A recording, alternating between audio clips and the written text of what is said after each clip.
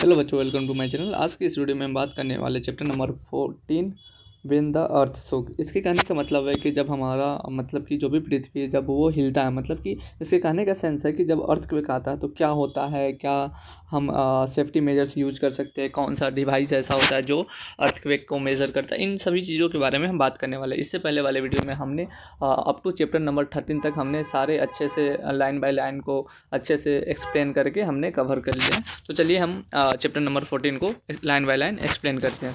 A bad dream. हो सकता है कि एक बच्चा जो कि एक ड्रीम देखता है वो बुरा होता है। Help help save me, ah oh. There was screaming and shouting everywhere, the ground was shaking and people were running all around. मतलब कि सब चिल्ला रहे होते, वो इंसान सपना में देखता है कि सब बच्चे लोग आसपास के जितने भी लोग हैं वो चिल्ला रहे हैं, और वहाँ पे क्या हो रहा है कि मतलब कि ग्राउंड जो है हिल रहा है, मतलब कि भूकंप आ रहा है, अर्थक्वेक आ रहा है, और पीपल जो लोग हैं एक दूसरे एक यहाँ से वहाँ भागे जा रहे हैं। Screaming loudly, I got up. On hearing me, my mother also woke up. She came running and held me tight. It was the same bad dream. It has been more than 6 years now since the earthquake, but in my sleep I still feel the earth shaking and trembling. और क्या होता है कि जैसे जैसे वो चिल्लाता है, इस चिल्लाहट की वजह से उनका भी नींद टूट जाता है और उसकी मम्मी का भी नींद टूट जाता है। और क्या होता है कि उसकी मम्मी आती है और उसे ज़ोर से पकड़ लेती है। It was the same bad dream. और ये जो इंसान है ना, जो बच्चा है, मान लेते हैं कि वो ना हमेशा 6 साल से कंटिन्यूसली सेम टू सेम ये ड्रीम, सेम टू सेम सपना यही देख रहा है। और 6 साल पहले क्या हुआ था, तो एक अर्थक्वेक उनके आसपास आया रहा होगा। और बट इन माई स्लीप, और जब भी वो सोने की कोशिश करता है उसे सेम बार बार सपना आता है कि वो आसपास में मतलब अर्थक्वेक आया हुआ है, पृथ्वी हिल रहा है। आई एम जासमा, इसका नाम क्या है, Jasma. I live in the Kutch area of Gujarat. I was 11 years old when there was an earthquake. और ये कितना एज का है, ये कितने एज का है, तो ये 11 ईयर्स का है। और अर्थ आई वाज, अच्छा, ये जब 11 ईयर्स का था तो वहाँ पे अर्थक्वेक आया था। यहाँ से क्वेश्चन बनते हैं Jamia Millia Islamia class 6 entrance exam में कि अर्थक्वेक कहाँ पे आया हुआ था, तो कच्छ ऑफ गुजरात। या ऐसे भी क्वेश्चन आता है कि कच्छ कहाँ है, तो गुजरात में है। It was 26th January 2001. Everyone from the village, children and old people, had gathered in the ground of the school to watch the parade on TV. Suddenly, the ground was shaking. People were scared and started running here and there. No one knew that what is happening and what to do. There was total panic. और ये कब हुआ था, कच्छ में जब ये कब आया हुआ था, अर्थक्वेक आया हुआ था, तो 26 जनवरी 2001। वहाँ पे क्या था कि सभी गांव के आसपास के लोग, बुजुर्ग, बच्चे वहाँ पे इकट्ठे हुए थे और टीवी में पैरेड देख रहे थे। तभी वहाँ पे उसे महसूस होता लोगों को कि जो पृथ्वी है वो हिल रहा, मतलब अर्थक्वेक आना शुरू हो गया। तो इसकी वजह से लोग इधर से उधर भागना शुरू कर दिया, जिसकी वजह से बहुत ही नुकसान देखना पड़ा। सभी लोग घबरा गए हुए थे। In a few minutes, our village was flat on the ground. All our things, clothes, pots, grains and foods were trapped under the stones, mud and wood from all the fallen houses. और जैसे earthquake आता है तो बहुत ज़्यादा नुकसान झेलने को मिलता है। जितने भी घर होते हैं, जितने भी बर्तन होते हैं, जितने भी सामान होते हैं, वो कहीं ना कहीं टूट फूट जाते हैं और वो ज़मीन पे बिखर जाते हैं। At that time, everyone thought of two things: to save the people who were trapped and to treat the injured. The village hospitals was also damaged. Many people were seriously injured. My leg was also got fractured. The doctor treated people me with the help of villagers. अब क्या हुआ कि वहाँ पे अब लोगों के पास option दो था, या तो एक था कि लोग जो फंस चुके उसे बचाएं, या दूसरा ये ऑप्शन था कि लोगों का इलाज करें, अच्छे से इलाज करें। और यहाँ से पता चलता है, वो जो जासमा है वो बोलता है क्या कि यहाँ तक कि हमारे जो गांव का हॉस्पिटल था वो भी डैमेज हो चुका था, उसका खुद पैर टूट चुका था, और जैसे तैसे लोग एक दूसरे की मदद कर रहे थे। 6 people of our village died. My grandmother Nana was also buried under the houses. My mother wept all the time. Seeing my mother, I also cried. The entire village was sad and disturbed. और क्या होता है कि 6 लोग उसके गाँव के मर जाते हैं, यहाँ तक कि उनके नाना भी है ना मिट्टी में दब जाते हैं, मतलब कि डेथ हो जाता है, जिसकी वजह से उनकी मम्मी हमेशा रोती रहती है। गांव में पूरा डर का माहौल बन गया था, सभी लोग डिस्टर्ब रहते थे। House of Mota Babu, who is the sarpanch of our village, was not much damaged. He gave rice and wheat to everyone from his godown. For many days, the village women cooked food together at Mota Bapu's house and fed everyone. क्या है, मोटा बापू ये है सरपंच है, उस गांव के सरपंच थे और उनके घर को ज़्यादा नुकसान नहीं पहुंचा था. इससे क्या पता चलता है कि वो कहीं ना कहीं अमीर रहा होगा. डेट्स वाई उसके घर को ज़्यादा नुकसान नहीं हुआ था. और जो मोटा बापू था वो क्या करता है कि सरपंच था तो वो अपना चावल गेहूँ देना शुरू कर देते, फ्री में लोगों को सेवा करते. और वहाँ की जो महिलाएं होती है वो क्या करती है कि साथ में मिल करके खाना बनाती है और जो भी लोग हैं साथ में मिल करके खाना खाते हैं. Imagine being without a house in the cold winter. Fear and the cold kept us awake in the nights. All the time we were worried that there may be another earthquake. और क्या बात है कि आप imagine कीजिए कि लोग तो बाहर है, हो सकता है टेंट में रह रहे हो, और सबसे दुख की बात थी कि वो ठंडी का मौसम था और ठंडी की मौसम था तो ऑटोमेटिकली बहुत ज़्यादा ठंड उन लोगों को लग रहा था, जिसकी वजह से वो रात भर सो नहीं पा रहे थे. सभी को डर ये भी लग रहा था हो सकता है कि दोबारा अर्थक्वेक ना आ जाए. Help arrives.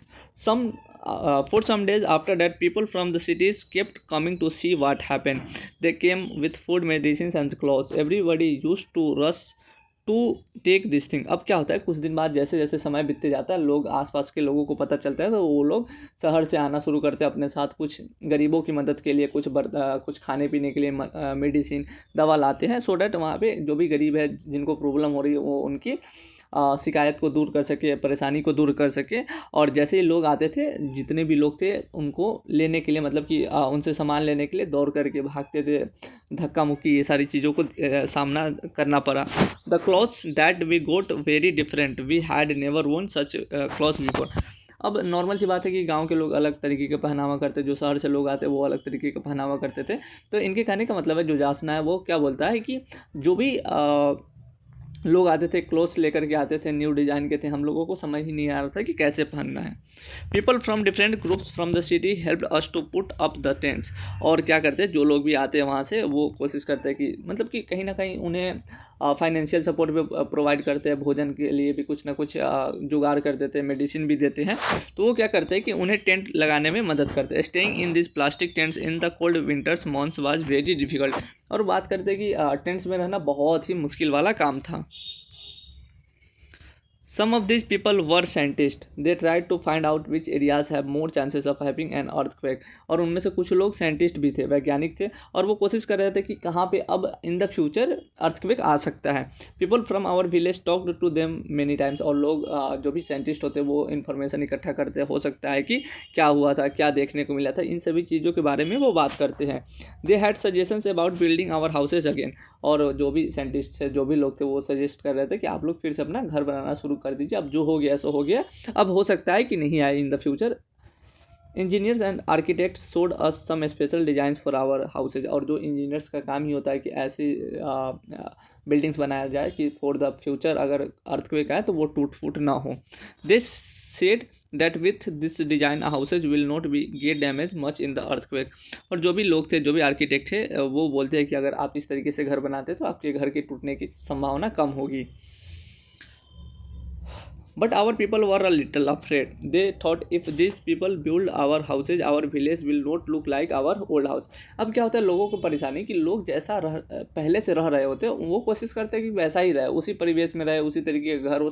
मतलब जो लोग होते हैं वो सडन चेंज नहीं चाहते, वो चाहते कि धीरे धीरे चेंज हो. अब क्या होता है, आर्किटेक्ट तो बोल देता है कि भैया इस तरीके का घर बनाओ, उस तरीके का घर बनाओ, सो डैट अर्थक्वेक में ज़्यादा डैमेज नहीं होगा. लेकिन अब जो भी ओल्ड लोग होते हैं, जो बूढ़े लोग होते हैं, वो कोशिश करते नहीं भाई जैसा मेरा घर था वैसा ही घर रहेगा, अदरवाइज कहीं ना कहीं इन द फ्यूचर दिक्कत हो सकती है. और कहीं ना कहीं ये बात भी सही है कि अगर जो लोग शुरू से ही अगर लकड़ी के घर में रह रहे, घास फूस के घर में रहे, तो वो उन्हीं में रहना पसंद करते हैं. वो ईंट के घर में रहना स्वाभाविक सी बात है, वो पसंद नहीं करेंगे. So the villagers thought they would build their own houses with the help of groups would build the village school. अच्छा, अब क्या बात होता है, तो विलेजर सोचता है कि नहीं हमारा जैसे पुराना घर था वैसे ही हम बनाएंगे, बाकी जो स्कूल था वो हम लोग मिल करके बनाएंगे. We all work together to rebuild our village. Some people dug and brought the clay from the pond, और क्या करते हैं सभी लोग मिलजुल करके घर बनाना अपना शुरू करते, गांव बनाना शुरू करते। कुछ लोग ऐसे होते हैं जो जाते हैं गड्ढा से खोद खोद करके, क्ले मतलब चिकनी मिट्टी, पत्थर पत्थर करे, पॉन्ड मतलब कि तालाब से ले आते हैं। We mix the clay with the cow dung and made large cakes. लोग क्या करते थे कि जो चिकनी मिट्टी थी उसको गाय के गोबर से मिला करके उसकी जो चिफरी होती है, चिथरी पता नहीं क्या बोला जाता है, वो बनाते थे। काऊ डंग से क्या बनता है, डंग केक बनता है। We put this on the another to make the walls, और ये इसके मदद से, काऊ डंग केक की मदद से वो लोग दीवार बनाना शुरू करते हैं।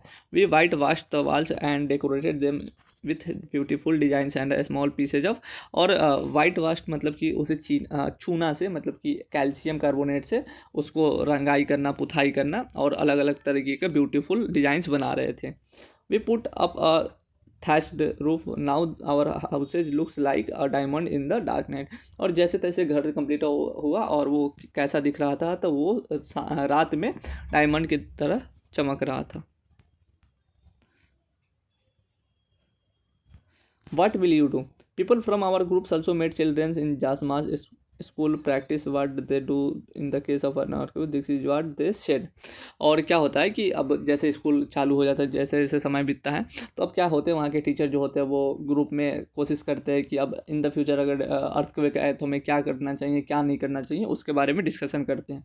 तो पहला क्या बात आता है कि if possible leave the house and go to the open ground. सबसे पहला इंस्ट्रक्शन यही होता है, जब अर्थक्वेक आ रहा है तो सबसे पहले आप अपना घर छोड़ दो और कहीं ना कहीं खुले मैदान में चले जाओ। If you can't go out the house, lie under a strong thing like a table and hold on it tightly so that it does not split away। Wait until the shaking stops। अब बोला कि अगर आप मान लीजिए 4 मंजिला पे है, 5th फ्लोर पे है, 6th फ्लोर पे, तो इट्स नॉट पॉसिबल कि आप 1 सेकेंड के अंदर में आप नीचे जा सकते। तो उसके लिए सजेशन होता है कि आप हो सकता है बेड के नीचे चले जाओ और टेबल के नीचे चले जाओ, वहाँ पे थोड़ा ज़्यादा चांसेस रहता है कि वो आप वहाँ से बच सकते हैं। Have you been told in your school or anywhere is about, ये छोड़ो, ये क्वेश्चन है। नाउ नेक्स्ट लाइन है, हु हेल्प्ड। अब क्वेश्चन आता है कि जब अर्थक्वेक हो गया तो किसने लोगों की मदद की। Read this TV report on the Bhuj earthquake. Bhuj earthquake के नाम से भी इसे जाना जाता है। हाँ चलो, Ahmedabad January 26 January 2001। At least 1000 people are feared dead in the earthquake that struck Gujarat this morning. और आई थिंक ये कौन बोल रहा है, कहीं ना कहीं हो सकता है पीएम बोल रहे हो या कोई ना कोई, या हो सकता है टीवी वाले बोल रहे हो, कुछ कोई हो सकता है, कोई रिस्पेक्टिव पर्सन हो सकता है वो बोल रहा है कि माना जा रहा है कि 1000 से ज़्यादा लोग मर चुके हैं इस अर्थक्वेक में। और Gujarat this morning many thousands have been injured, army jawans have been called in the help. और वो बोल रहे हैं कि बहुत सारे लोगों की डेथ हो चुकी है, आर्मी जवान को बुलाया गया है हेल्प करने के लिए। At least 150 buildings have fallen in the city of Ahmedabad. In this, there are a dozen multi-storied buildings. By this evening, around 250 bodies have been removed from these buildings। अब ऐसा बोला जा रहा है कि 150 से ज़्यादा बिल्डिंग्स है ना अहमदाबाद में गिर चुका है, और इसमें बहुत सारे दर्जनों मल्टी स्टोरेज मतलब कि बड़े बड़े बिल्डिंग्स भी गिर चुके हैं। और इन बिल्डिंग्स से लगभग 250 लोगों को मतलब कि मुर्दे 250 लोगों को बाहर निकाला गया है। It is feared that several thousand people may still be trapped। और ऐसा डर लग रहा है, ऐसा माना जा रहा है कि उस बिल्डिंग के नीचे अभी भी हज़ारों लोग दबे होंगे। Rescue efforts are on. There is perhaps no building in the city which is not developed cracks. और ऐसा माना जा रहा है कि ऐसा कोई भी बिल्डिंग नहीं है जिसमें क्रैक्स नहीं आया, जिसमें चट्टान मतलब वो होता है ना, दरारें नहीं आया। The situation in Bhuj is even worse. People are running around a shock and panic. और भूज का तो सिचुएशन इससे भी ज़्यादा मतलब ख़राब है, लोग डरे हुए हैं, इधर से उधर भाग रहे हैं। Within an hour of the earthquake the fire engines had reached and started work along with the local people. Offers to help are coming from the corners of the country and abroad. और ऐसा हुआ कि जैसे जैसे earthquake आ रहा है तो हो सकता है कि कहीं पे आग लग जाए या इलेक्ट्रिसिटी डैमेज हो जाए, कुछ भी कोई भी रीजन से आग लगता है तो वहाँ पे फायर इंजन वाले ऑलरेडी मौजूद है। और इन द फ्यूचर मतलब कि इंडिया से भी कहीं ना कहीं कुछ लोग मदद कर रहे हैं और कहीं ना कहीं अब्रॉड से भी लोग मदद कर रहे हैं। चलो और क्या है, आई थिंक यहाँ पे हमारा चैप्टर कंप्लीट हो गया क्या। अच्छा, यहाँ पे एक अच्छा लाइन है जहाँ से Jamia Millia Islamia class 6 Indian exam में क्वेश्चन पूछे जाते हैं। If there is no rain crops may can fail and there may be a drought. तो एक क्वेश्चन आता है कि ड्रॉट सिचुएशन कब उत्पन्न होता है। तो जब खाने के लिए हमें कुछ नहीं होता है, मतलब कि बारिश नहीं होती जिसकी वजह से क्रॉप्स नहीं उग पाते हैं, तो उसे हम क्या बोलते हैं, उसे हम ड्रॉट बोलते हैं। But food for people can be brought from other places so that there is no famine, which means people don't have to stay hungry। Famine मतलब क्या होता है, लोग भूखे प्यासे मर रहे हैं तो उसे हम फेमाइन बोलते हैं। लेकिन अगर स्पेसिफिक टाइम के लिए बारिश नहीं हो रही है, वहाँ पे क्रॉप्स नहीं उपज पा रहे तो उसे हम ड्रॉट बोलते हैं। ड्रॉट मतलब होता है सूखा, फेमाइन मतलब होता है भूखमरी। तो ये वाला जो लाइन है ना, ये दो ड्राउट एंड फेमाइन, यहाँ से क्वेश्चन अच्छे खासे पूछे जाते हैं, तो ये वाला याद कर लीजिएगा। और एक और बात है कि जो अर्थक्वेक होता है उसे सिस्मोग्राफ से हम मेज़र करते हैं, या रिक्टर स्केल से हम मदद से हम उसे मेजर करते हैं। और भी कुछ है क्या? तो आई थिंक यहीं पे हमारा चैप्टर ये कंप्लीट हो जाता है कि व्हेन द अर्थ शुक, मतलब कि जब अर्थक्वेक आती है तो हमें क्या करना चाहिए क्या नहीं करना चाहिए, उसी के बारे में हमें ये बताया गया है। तो उम्मीद करते हैं कि आपको ये वीडियो पसंद आया होगा। आगे आने वाले वीडियो में हम क्या बात करने वाले, चैप्टर नंबर 15 है जो कि hot blow and hot cold है, तो इसके बारे में हम बात करने वाले हैं। और उम्मीद करते हैं कि आपको वीडियो पसंद आया होगा। प्लीज़ अगर वीडियो पसंद आया तो अपने दोस्तों के साथ शेयर करो। और हम यहाँ पे बहुत अच्छे लेवल के क्वेश्चंस करेंगे इन द फ्यूचर। कुछ दिनों बाद जैसे हमारा चैप्टर कंप्लीट हो जाएगा तो फटाफट से अपने दोस्तों के साथ शेयर कर दो जो AMU या Jamia Millia Islamia class 6 entrance exam की तैयारी कर रहे हैं। या हो सकता है कि अगर आप जनरल भी पढ़ाई कर पा रहे हैं तो मैं उस तरीके से पढ़ा रहा हूँ, स्टूडेंट आपके जनरल पढ़ाई वाले बच्चे का भी सिलेबस कंप्लीट हो रहा है। तो धन्यवाद, मिलते हैं नए वीडियो के साथ।